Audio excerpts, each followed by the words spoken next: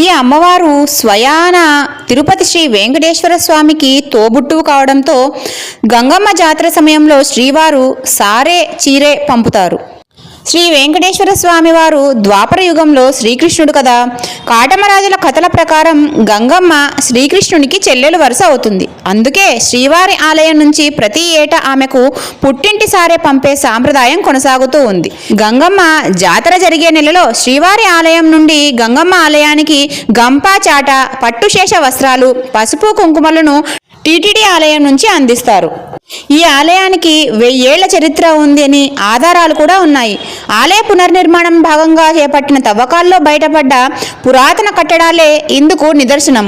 తెలంగాణలో జరిగే సమ్మక్క సారక్క జాతరకు 200 ఏళ్ల చరిత్ర అయితే పైడి తల్లి అమ్మవారి జాతరకు 300 ఏళ్ళు. అయితే గంగమ్మ జాతరకు 1000 ఏళ్ల చరిత్ర ఉండటం విశేషం. ఛానల్లో లాంగ్ వీడియో ఉంది, చూసేయండి.